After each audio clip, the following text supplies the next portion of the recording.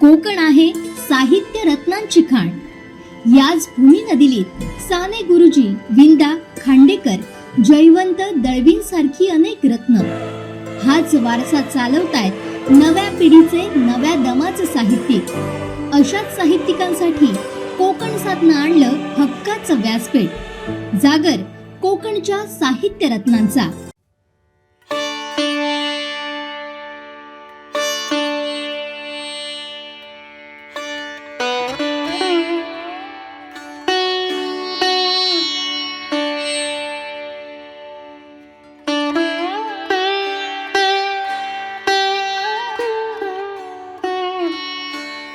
कवितेचं नाव असा माझी कविता.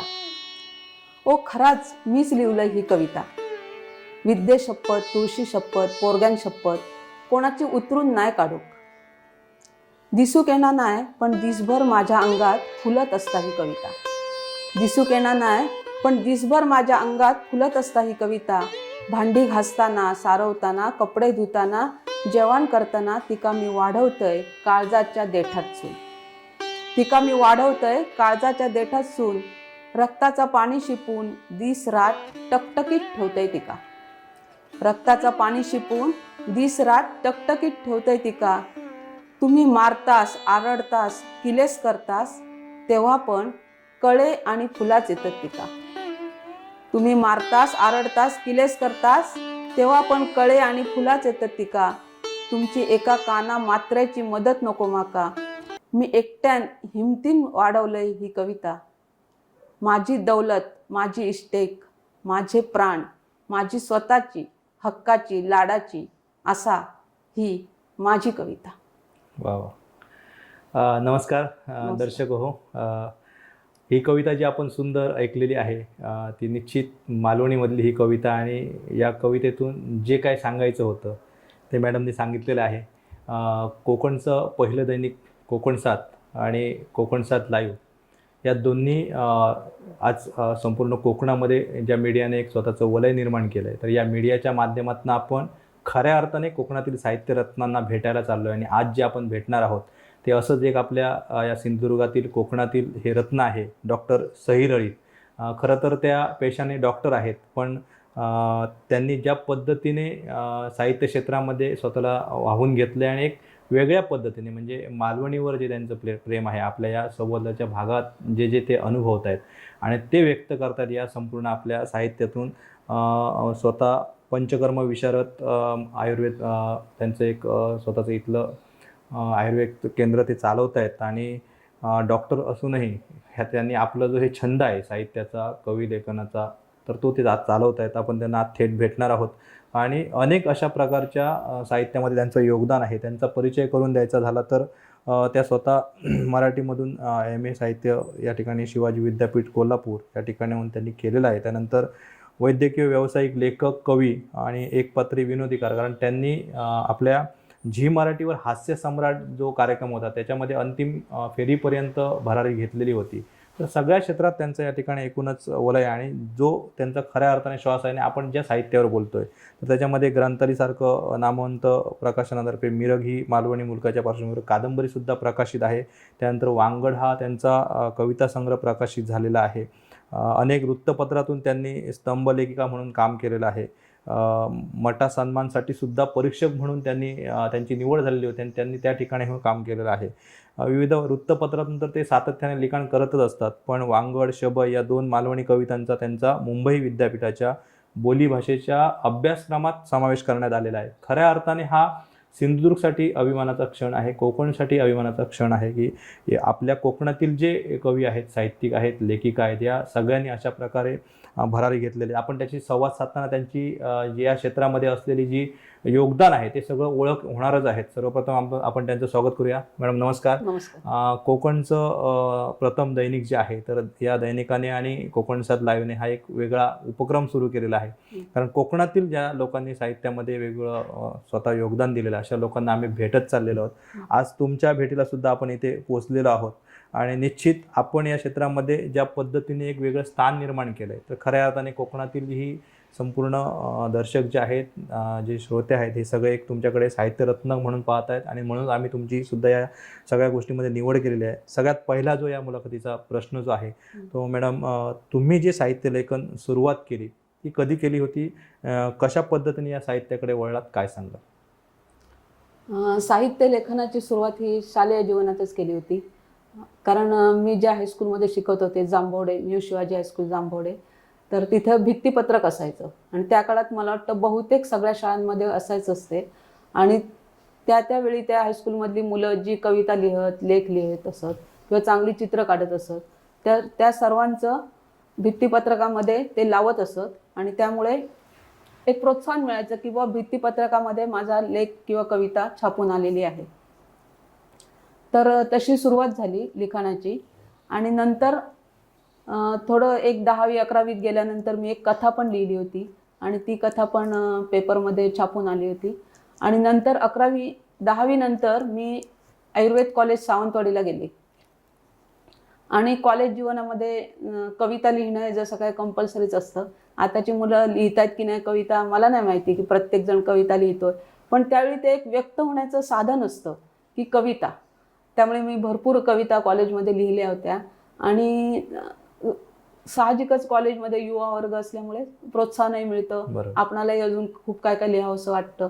आणि तोपर्यंत प्रचंड वाचन करून झालेलं होतं. कारण 10वीची मोठी दीर्घ सुट्टी 2 महिन्याची किंवा 10वीपर्यंतच्या मे महिन्याच्या आणि दिवाळीच्या सुट्ट्या, ह्या सगळ्या सुट्ट्यांमध्ये दुसरं TV त्यावेळी नुकता येत होता, जस्ट चोर पावलांनी येत होता म्हणाल तर. आणि तो अगदी मर्यादित वेळेत असायचा. संध्याकाळी 5ला सुरू झालं की 11पर्यंत संपायचं. दिवसभर टीव्हीवर काहीच नसायचं, म्हणजे आपण नुसता TV बघायचा, टीव्हीवर काय सुरू नसायचं. तर त्यामुळे पुस्तकांकडे खूप ओढा होता आमचा आणि पुस्तकं खूप वाचली. गोनी दांडेकर आणि रणजित देसाई ह्या 2 महान लेखकांच्या लेखनावर PhD करायचे असं माझ्या बाबांच्या मनात होतं, पण ते दुर्दैवाने जमलं नाही. पण मला वाचायला पुस्तकं प्रचंड मिळाली आणि ती सगळी वाचली होती. त्यामुळे एक थोडीशी बैठक आणि शब्दसंपत्ती भरपूर जमा झाली होती. त्याचा लिखाणामध्ये उपयोग झाला. आणि कॉलेजमध्ये मग दरवर्षी गॅदरिंगला कार्यक्रम करत होते. तिथं कविताही सादर करत होते, विनोदही सादर करत होते आणि त्यामुळे एक छान ग्रिप मिळाली. नक्कीच कॉलेज विश्व तुमचं जे होतं ते खऱ्या अर्थाने प्रोत्साहन ठरलं. आणि शेवटी वाचाल तर वाचाल, तेच तुम्ही गाभा पकडला आणि त्यानंतर साहित्यामध्ये स्वतः झोकून दिलं. सगळ्यात महत्त्वाचं हे सगळं करत असताना, म्हणजे कॉलेजमध्ये असताना कॉलेजमधील तुमच्या जो मित्रपरिवार होता त्याने तर प्रोत्साहन दिलं, पण हे सगळं हा जो डोलारा होता, तुम्हाला याच्यामध्ये रुची निर्माण झाली, त्याच्यानंतर तुम्ही लिहायला लागलात, पण खऱ्या अर्थाने या क्षेत्रासाठी तुम्हाला प्रोत्साहन कोणी दिलं? आई वडिलांचं प्रोत्साहन होतंच.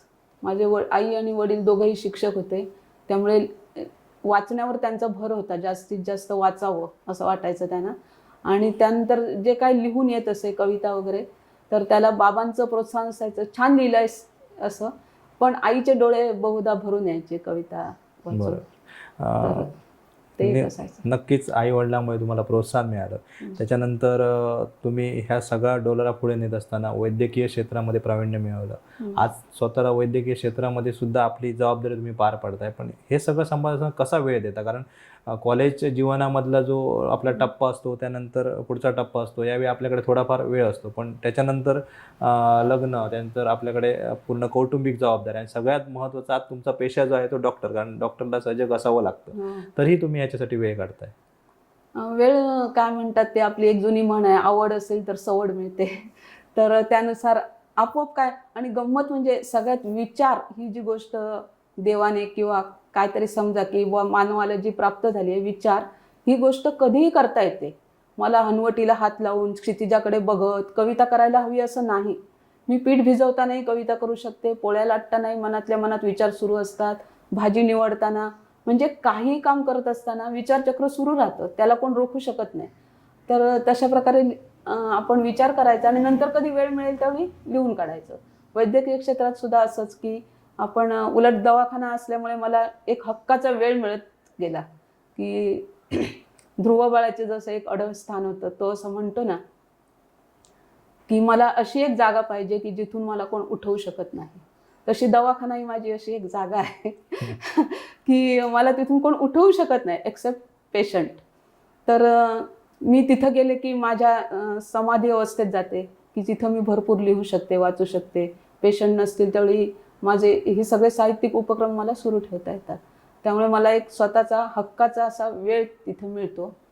त्यामुळे वैद्यकीय क्षेत्रात उलट मला ते बरं पडतं असं. आणि दुसरं म्हणजे वैद्यकीय क्षेत्राशी मी कनेक्ट असल्यामुळे समाजाशी मी कनेक्ट असते आणि ते खूप महत्त्वाचं आहे. तुम्ही कितीही हुशार असाल, प्रतिभावान असाल, तुमच्यावर सरस्वतीचा वरद हस्त वगैरे असेल, तरी सुद्धा जर समाजाशी तुम्ही कनेक्ट नसाल, त्यांची सुखदुःख तुम्हाला माहिती नसतील, तर तुम्ही काही लिहू शकत नाही. नुसती प्रतिभा काय कामाची नसते. तिला एक प्रकारे बळ येण्यासाठी सगळं अनुभव तुम्हाला गाठीशी पाहिजे. समाजाशी विशेषतः तुम्ही रिलेट पाहिजेच, तरच तुमचं लेखनात जिवंतपणा येतो आणि एक समाधान असतं की समाजात वावरल्याचं, त्यांच्या सुखदुःखाशी समरस झाल्याचं आपल्याला एक वेगळं समाधान असतं की केवळ मी माझ्यापुरतं बघत नाही आहे, मी समाजाचा विचार करते. नक्कीच तुम्ही मुळात वैद्यकीय क्षेत्रात काम करत असल्यामुळे सगळ्या स्तरातील माणसं, अगदी गरिबापासून श्रीमंतापर्यंत ही सगळी माणसं तुमच्याशी आणि वेगवेगळ्या समाजातील सुद्धा माणसं आहेत. त्यामुळे तुम्ही प्रत्येक घटकापर्यंत ते पोचताय आणि ते सगळं तुम्हाला अगदी प्रगल्भपणे मांडता येतं. त्यानंतर सगळ्यात महत्त्वाचं मॅडम, कोकण म्हटल्यानंतर कोकणातील पाऊस आणि ह्या सगळ्या गोष्टी आल्या. कारण कोकणाचा मिरग हा कोणाला माहीत नाही अशातला भाग नाही. आणि तोच गाभा पकडून आपण मिरग हा सुद्धा एक हे कथासंग्रह लिहिलेला आहे. तर ह्या मिरगातून आपल्याला काय लोकांपर्यंत मांडायचं होतं आणि सगळ्यात महत्त्वाचं ही कादंबरी लिहिताना या मिरगामध्ये तुम्ही जे संपूर्ण मांडलेलं आहे ते मालवणी मुलूक आहे. कारण मालवण म्हणजे कोकणीपणा जो आहे आणि कोकण जे आहे आणि मालवणीपणा जो आहे तो या मिरग या शब्दातच पूर्ण अधोरेखित होतो आणि त्याच्यात खूप अशी व्यापकता आहे. मी त्याच्यातून तुम्ही खूप काही सांगू शकता. तर नेमकं हे जे तुम्ही मांडायला घेतलं त्याबद्दल काय सांगा? मिरग म्हणजे मृग नक्षत्रावर जो पाऊस पडतो त्याला मिरग म्हणतात आपल्याकडे मालवणी भाषेमध्ये. आणि कोकणात हा मिरग बऱ्यापैकी सण म्हणून साजरा केला जातो की मिरगाचो पाऊस, कोंबडी वडे करून किंवा असं एक झणझणीत सुरुवात करतात पावसाची की जेणेकरून नंतर शेतकऱ्याला ताकद यावी, कारण त्याला पावसात खूप काम करायचं असतं. तर यावेळी कसं असतं, मृगाचा पाऊस पडल्यामुळे शेतकरी मन हे आनंदाने बेहोश होतंच किंवा त्यांना बरं वाटतंच, पण तो आपल्या साहित्यिक लोकांना सुद्धा अंकुर फुटतात मनाला त्यांच्या की छानशा कविता लिहूया. पावसाचा आणि कवितेचा खूप संबंध आहे. तर मिरग या कादंबरीमध्ये मी हे सगळं मालवणी मुलूक रेखाटलंय. जर तुम्ही वाचलं असाल तर मालवणी बाजार कसे फुलतात किंवा त्यांचं भावविश्व कसं असतं, जत्रा किंवा हे सगळं आहेच.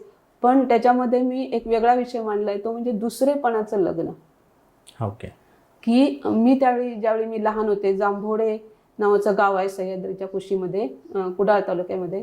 तर त्यावेळी मी असं काही मुली अशा बघितल्या होत्या की त्या दुसरेपणाला दिलेल्या होत्या, की त्याच्या मागे कारण काही असेल की त्यावेळी काय कुटुंब नियोजन नव्हतं, मुलाचा खूप हव्यास होता असं नव्हतं त्या काळात. बरोबर. स्त्री भ्रूण हत्या वगैरे तर तिथं शब्द सुद्धा त्या काळात माहिती नव्हते. म्हणजे ती माणसं उलट आधुनिक म्हणायला हवी की जिथे 4-4, 5-5 मुली व्हायच्या, त्यानंतर मुलगा झाला तर ठीक आहे, पण तोपर्यंत मुलीच्या गळ्याला कोण नख लावत नव्हतं.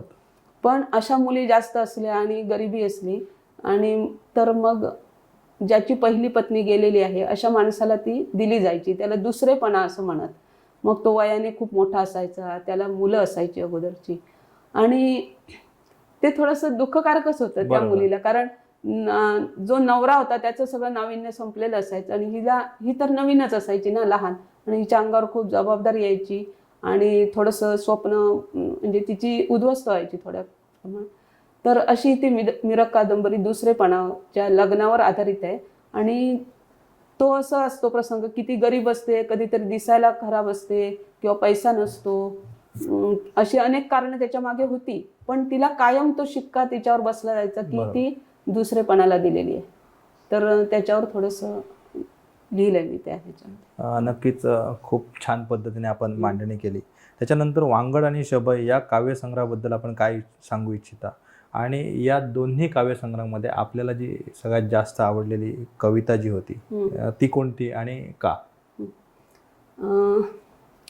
वांगड हाच आहे कविता संग्रह. त्याच्यामधली शबय ही कविता एक आहे, शेवटची लिहिली ती. आणि वांगड हीच कविता मला आवडते कारण ती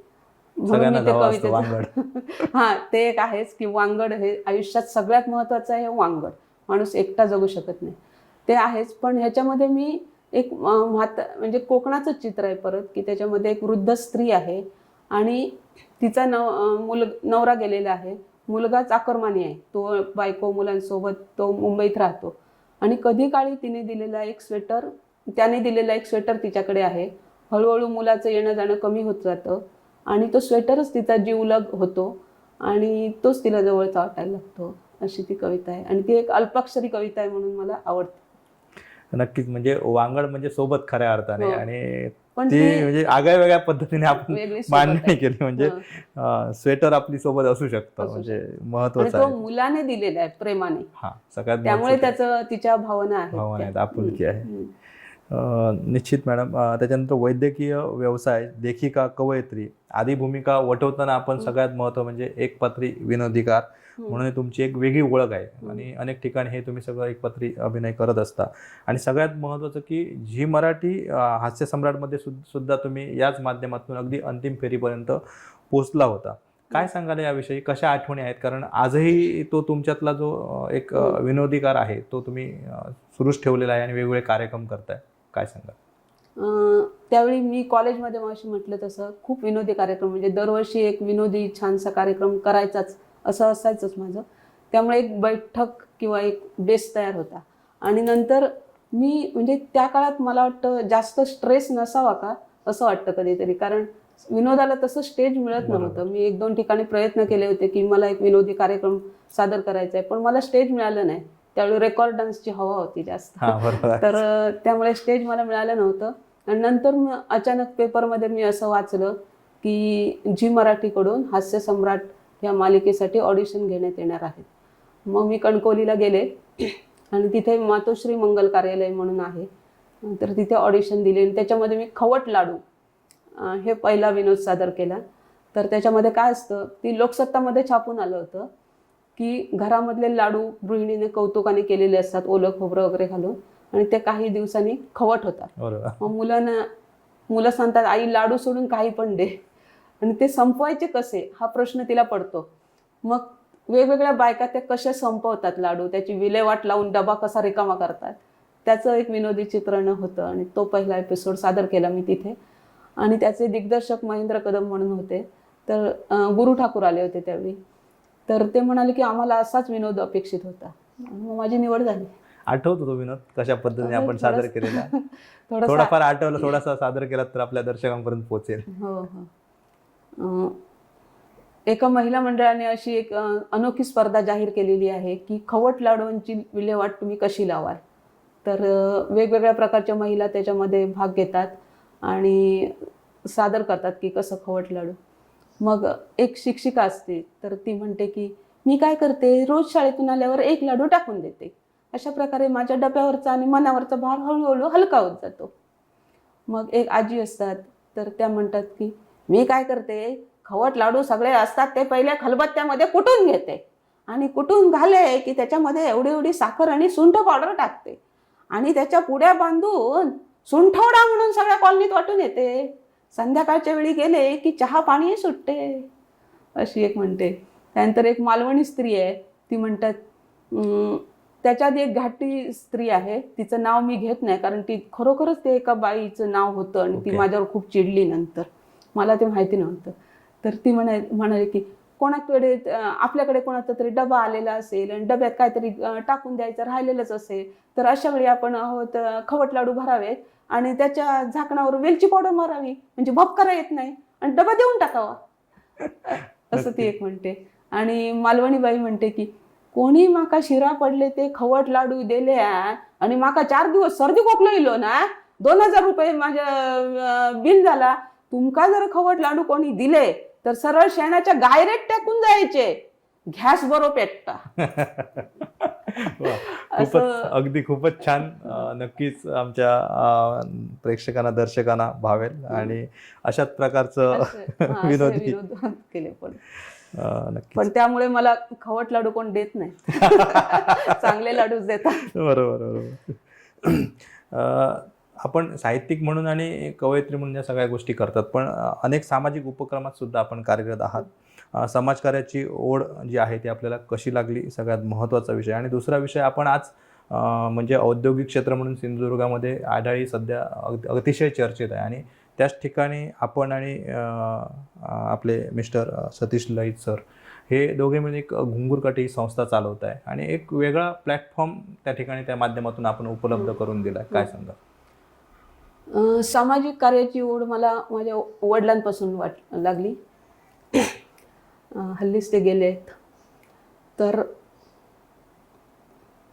त्यांचं असं होतं की आपण बे के बे करायचं नाही, आणि त्यांनी आपल्या विद्यार्थ्यांना पण असं सांगितलेलं होतं की आपण केवळ आपलं पोट, आपली नोकरी, आपलं सुख एवढं बघायचं नाही, तर ज्या समाजात आपण राहतो त्यासाठी सुद्धा काहीतरी योगदान आपल्याकडून दिलं पाहिजे. आणि ते मी सगळं लहानपणापासून बघत होतेच ना, तर त्याचे संस्कार होत होते. आणि आई वडील दोघंही असे होते की विद्यार्थ्यांना मदत करायची, किंवा ते ज्या भागामध्ये राहत होते जांभवडे म्हणून, तर तिथे त्यांनी बऱ्याच सामाजिक सुधारणा केल्या होत्या आणि शाळा पण टॉपला नेली होती. तर आता ज्यावेळी माझे मिस्टर सतीश रिटायर झाले, त्यावेळी आम्ही एक घुंगुरकाठी नावाची संस्था सुरू केली. की घुंगुरकाठीचा अर्थ असा आहे की तिथे आमच्या तिकडे एक म्हातारबा म्हणून एक आहे, त्याच्याकडे घुंगुरकाठी असते, किंवा एक चांगल्या मनाचा देवचार असं म्हणता येईल की ज्याचा वचक आहे परिसरावर. की आपल्याकडे आख्यायिका असते की रात्रीच्या वेळी कोण चुकलं माकलं तर तो देवचार त्याला वाट दाखवतो आणि घराकडे आणून सोडतो. तर ती संकल्पना आहे घुंगुरकाठीची, की घुंगुरकाठीचा आवाज अशा लोकांसाठी आहे की जे चुकीचं वागत आहेत, आणि त्यामुळे आम्ही की त्यांच्यावर वचक राहावा की आम्ही आहोत, चुकीचं वागू नका कोणी. म्हणजे अशा दृष्टीने की निसर्ग, पर्यावरण, जल, शिक्षण अशा प्रकारच्या वेगवेगळ्या ह्याच्यामध्ये आम्ही काम करतो. मालवणी बोलीच्या प्रगतीसाठी आम्ही अजून एक उपक्रम घेतला. आमचं मालवणी बोली साहित्य संशोधक मंडळ आहे, आडाळीला त्याचं ऑफिस आहे. तर माझे दीर डॉक्टर बाळकृष्ण लळित, पती श्री सतीश लळित आणि आम्ही सर्वांनी एक मालवणी साहित्य संमेलन घेण्याचा एक उपक्रम घेतला. ती एकदिवसीय संमेलन असतात. त्याच्यामध्ये एखाद्या चांगल्या लेखकाला, कलावंताला आम्ही अध्यक्षस्थान देतो, आणि दिवसभर चर्चासत्र, कविता, इतर मनोरंजक कार्यक्रम असं एक दिवसभर भरगच्च कार्यक्रम असतो. आणि त्याच्यामधून आम्ही मालवणी कवींना, लेखकांना व्यासपीठ देण्याचा प्रयत्न करतो. अशा प्रकारची 6 संमेलनं आम्ही आतापर्यंत घेतलेली आहेत. आणि थोडंसं सामाजिक कार्य त्या भागामध्ये सिंधुदुर्ग जिल्ह्यात करायचा असा प्रयत्न आहे.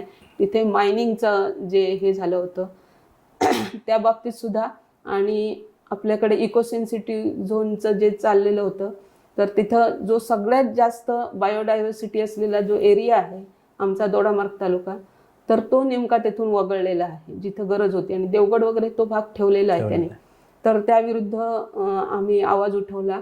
साधारणपणे मला वाटतं 3-3.5 हजार ईमेल आम्ही पर्यावरण खात्याला, केंद्रीय मंत्र्यांकडे पाठवले.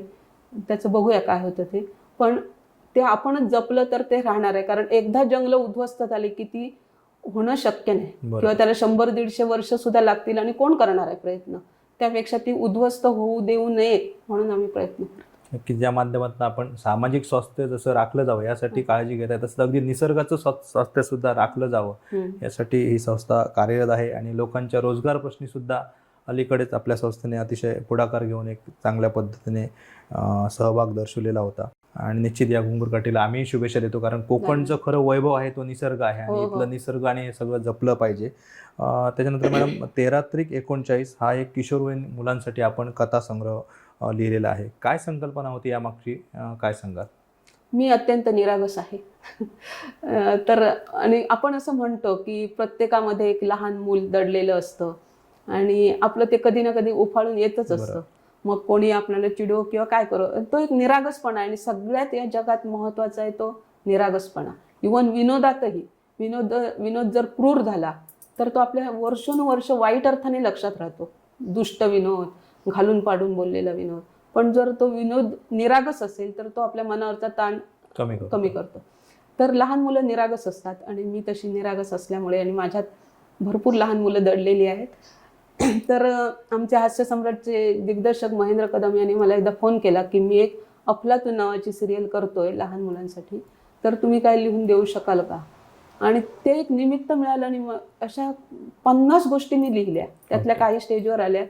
मग त्या होत्याच माझ्याकडे. मग म्हटलं आपण त्यातल्या नेमक्या सिलेक्टेड 39 गोष्टी घेतल्या आणि तो 13-39 नावाचा बालकथा संग्रह मी काढलाय. तुम्हाला देते मी जाता. नक्कीच. मॅडम, या सगळ्या गोष्टीतनं एक वेगळा प्रश्न तुम्हाला विचारू इच्छितो मी, कारण बघितलं तर आज सगळ्या क्षेत्रांमध्ये राजकारण आहे. हो. कारण राजकारणाशिवाय आज जग चालत नाही असं थोडक्यात हो, हो. बोललं जातंय समाजात, आणि बरोबर. ते वास्तव सुद्धा वाटतंय. तर अजून साहित्य क्षेत्र हे कुठेतरी राजकारणापासून दूर होतं असं बोललं जायचं, पण काय नेमकं वास्तव काय आहे? साहित्य क्षेत्रात राजकारण आहे? काय मत आहे आपलं? आहे म्हणजे खच्चून भरलेलं आहे. एकेकाळी पु ल देशपांडे म्हणाले होते की साहित्यात जेवढं राजकारण आहे तेवढं कुठेच नाही आहे. आणि तिथे पाय ओढण्याचे जे प्रचंड प्रकार आहेत ते पुलंच्या काळापासूनच सुरू आहेत. म्हणजे आता त्यात किती प्रगती झाली असेल तुम्हीच विचार करा. तर राजकारण अति आहे, कंपुशाही आहे, पुरस्कारांची पण अशी वेगवेगळी म्हणजे टोळकीच आहेत एक प्रकारची. आणि मला असं वाटतं की साहित्यातून आपण एक दिलदार माणूस रंगवतो, माणुसकीचं दर्शन घडवतो. तर असं संकुचितपणे काही माणसं का वागतात असं वाटतं मला. तसं वागू नये त्यांनी. एक कोणाच्याही साहित्याला खुलेपणाने दाद देणं हे चांगलेपणाचं लक्षण आहे. बरोबर. मग तो माणूस त्याची जातपात काय आहे, तो कुठच्या ग्रुपमधला आहे, तो त्याचे इतर लोकांशी कितपत संबंध आहे, त्याचा विचार न करता एक चांगली दाद द्यावी असं वाटतं मला. त्यामुळे ह्याला खूप वाढलं आहे आणि ते कमी व्हायला पाहिजे, तरच आपण खऱ्या अर्थाने एक चांगलं सकस साहित्य वर येऊ शकतं. खरं तर राजकारणावर साहित्याची मांडणी आणि लेखणी होत असते, पण साहित्यामध्ये राजकारण हा एक नवा भरपूर त्याच्यावर आहे. चर्चेचा विषय आहे, होय, आणि होय, होय. तुम्ही बोललात तसं त्याच्यामध्ये बरंच काही आहे. मॅडम, हे सगळं आपण बोलत असताना मालवणीवर आपण जास्त भर दिलेला आहे. मालवणीमध्ये जसं आपण मगाशी कविता पण वाचून दाखवली, आणि आपलं मालवण हे तर खऱ्या अर्थाने वैभव आहे आणि त्याच्यावरच आपलं संपूर्ण लिखाण आहे. सध्या मालवणी बोली जी आहे ती सगळ्या ठिकाणी त्याच्याबद्दल एक ओढ जी आहे ती एक वेगळी आहे, आणि प्रत्येकाला मालवणी ओढीबद्दल एक आत्मीयता निर्माण झालेली आहे. तर काय सध्या मालवणी या बोलीसाठी करणं आवश्यक आहे असं तुम्हाला वाटतं, जेणेकरून ही मालवणी पहिल्यांदा मी टिकेल? बोलीचं महत्त्व सांगते की आपण नेहमी ताटामध्ये वरण भात भाजी पोळी खातो, परंतु सणाच्या वेळी ज्यावेळी आपण केळीच्या पानावर वरण भात किंवा डाळ भात किंवा काय जे काय असेल जेवण ते खातो, त्यावेळी त्याची एक वेगळी चव आपणाला असते. लागते. तसंच एखादी कविता मराठीतून लिहिण्यापेक्षा जर तुम्ही मालवणीतून किंवा कुठच्याही बोलीभाषेतून लिहिली तर त्याची एक वेगळी चव लागते, त्यात अधिक जिवंतपणा असतो. आता माझा रक्तगट बघितला तर मालवणी आहे. तो ए पॉझिटिव्ह बी पॉझिटिव्ह नाही, तो बरोबर. मालवणी रक्तगट आहे. आणि ह्याच्यामध्ये आम्ही जांभवड्याला जिथे राहायचो त्याचे मोठे उपकार आहेत की तिथं खूप मालवणी मी प्रचंड ऐकलं. घरात आम्ही मालवणी बोलत नव्हतो पण खूप ऐकलं आणि त्यामुळे ती मालवणी अंगात भिनत गेली. आणि म्हणून मी मालवणी भरपूर वापरते. किंबहुना कविता अशी मालवणीतूनच डायरेक्ट माझ्या लिखाणात येते, ती मराठीतून लिहावीशी फारशी नाही वाटत. आणि आता मालवणी भाषेमध्ये सगळं आहे, नाटकं आहेत, विनोदी साहित्य आहे, मालवणी म्हणी आहेत प्रचंड, प्रहसनं आहेत, कविता आहेत, सगळ्या प्रकारचं मालवणी साहित्य आहे. फक्त मी असं मला कधी कधी वाटतं की सिरियलमध्ये वगैरे जे मालवणी बोललं जातं ते शुद्ध मालवणी नसतं. बरोबर. ते थोडेसे कधीतरी मालवणी सोडून इतर भागातले कलाकार असतात, त्यांना मालवणी चांगल्या प्रकारे बोलता येत नाही, त्याचे उच्चार पण चांगले नसतात. त्यामुळे खरी मालवणी भाषेची गोडी किंवा त्यातला गोडवा पोचत नाही लोकांपर्यंत. जो पक्का मालवणी आहे त्याच्यातून ते त्याच्यातूनच भाव ते- पोचू शकतात आणि लोकांपर्यंत. तो प्रत्येक बोलीभाषेला एक प्रकारची चाल असते, ती त्यांच्या ह्याला चाल नसते, जुळत रिदम नाही. बिघडतो तो, त्यामुळे त्यातला गोडवा पोचत नाही. तर मालवणी मालिका करणाऱ्यांनी अगदी प्रकर्षाने बघायला पाहिजे की बुवा भाषा नीट पोचते की नाही, केवळ कंटेंट न बघता भाषा कितपत लोकांकडे अस्सल स्वरूपात पोचते हे बघायला पाहिजे. साहित्य क्षेत्रामध्ये आपण योगदान देत आहे आणि वेगवेगळ्या गोष्टींवर आपण चर्चा करतोय. मालवणीबद्दल जी गोडी आहे ती कशी लोकांमध्ये जास्त अभिरुची त्याच्याबद्दल होईल हे सुद्धा आपण मांडलात. आपण स्त्री म्हणून जे साहित्य लिहिताय आणि त्याचा जो परफॉर्मन्स करताय, तर अशा ह्या सगळ्या गोष्टींमध्ये एक आपण स्वतःचं अस्तित्व निर्माण करताना कुठे हा परफॉर्मन्स करताना आपल्यावर काही मर्यादा येत आहेत काय वाटतं, काय मत आहे आपल्या याच्यावर? स्त्री म्हणून थोड्याशा मर्यादा येतात की आपणाला हवा तसा परफॉर्मन्स नाही करता येत असं कधीतरी वाटतं. म्हणजे मी वाचिक अभिनय करू शकते चांगला, पण इतर शारीरिक अभिनय किंवा देहबोली ज्या प्रमाणामध्ये व्यक्त कदाचित मी जुन्या अलीकडच्या पिढीतली असेल. आता बरोबर. नवीन पिढीतल्या मुली करतायत बिनधास्त छानपैकी, पण त्यामुळे मला थोडासा हे वाटलं त्याचं की मला इतक्या ताकदीने जसं शब्दचित्र रंगवता येतं तितक्या ताकदीने तेवढं हे करता आलं नाही. कदाचित ती कोकणची आपली संस्कृती सुद्धा असेल का? एक पकड असेल त्याच्यामध्ये. निश्चित. अगदी छान अशी मुलाखत मॅडम ही झालेली आहे आणि आपण अतिशय सविस्तर याच्यावर चर्चा केलेली आहे. शेवटी कालमर्यादा आहे. नक्कीच यापुढेही कधीतरी आपण निश्चित आपल्याशी अशा अनेक गोष्टींवर संवाद साधूच, कारण कोकणचं खरं वैभव हे मालवणी बोली आणि संपूर्ण हा इथला परिसर आहे. तर जाता जाता एकच महत्त्वाचा हा प्रश्न आहे, कारण आज नवी पिढी या सगळ्या साहित्य क्षेत्रामध्ये येते अधिक पद्धतीने, आणि तसं बघायला गेलं तर संपूर्ण महाराष्ट्रातला आणि मराठी चित्रपट असू दे किंवा आज मालिका असू दे, आपण बघितलं तर त्या मालवण आणि कोकणकडे आपल्या त्यांचं लक्ष संपूर्ण केंद्रित झालेलं आहे. तर एक कंटेंट लिहिण्याचा जो एक टास्क आहे किंवा एक मांडणी आहे, अशा प्रकारचं जे लिखाण आहे ते करण्यासाठी आता नवे हात सुद्धा या क्षेत्रामध्ये येऊ इच्छित आहेत आणि तुमच्यासारख्या लोकांनी त्यांच्यासमोर एक वेगळं त्याची एक प्रेरणा ठेवलेली आहे. काय संदेश द्याल या लोकांनी, या हातांनी कशा पद्धतीने या साहित्य क्षेत्रामध्ये योगदान द्यावं?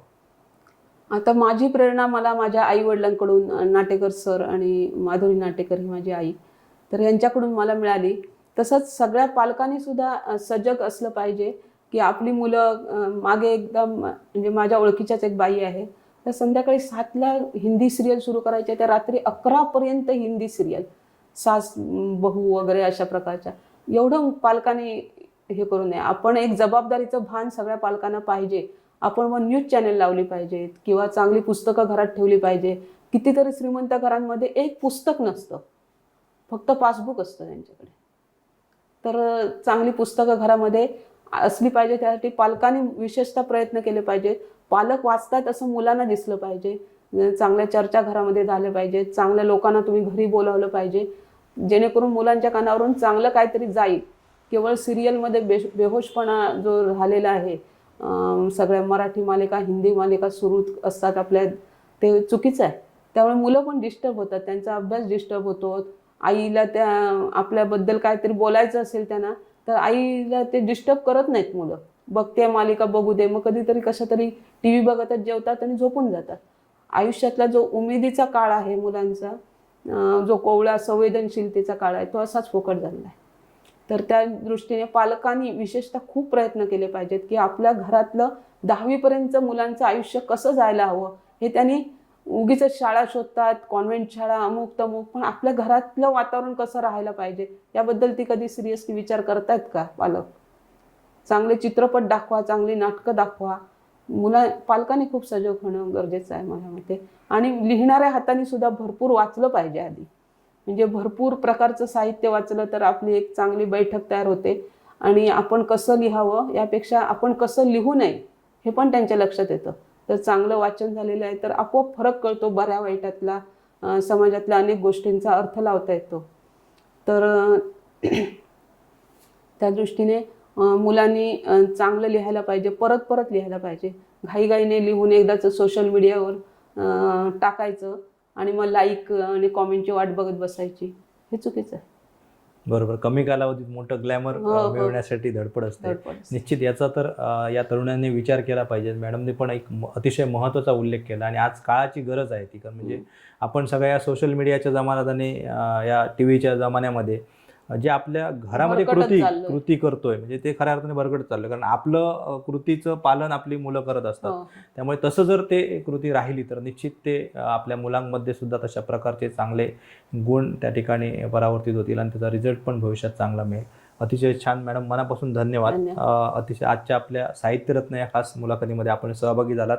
आम्ही कोकणच्या नवीन साहित्यरत्नांपर्यंत पोहोचतच राहू, कारण हा जो आम्ही एक महत्त्वाचं अभियानच हाती घेतलेलं आहे. आणि खऱ्या अर्थाने कोकणात अनेक प्रकारची रत्न आहेत, म्हणजे साहित्यरत्न तर आहेत, पण रत्नांची खाण खऱ्या अर्थाने कोकण आहे. आणि अशात या रत्नांच्या खाणीतून जी रत्न शोधण्याचं काम आपण करतोय. त्यामुळे निश्चित दर्शक हो, आजच्या या मुलाखतीमध्ये आम्ही इथेच थांबतोय. पुढच्या भागामध्ये पुन्हा एकदा भेटू नवीन साहित्यरत्नासह. धन्यवाद.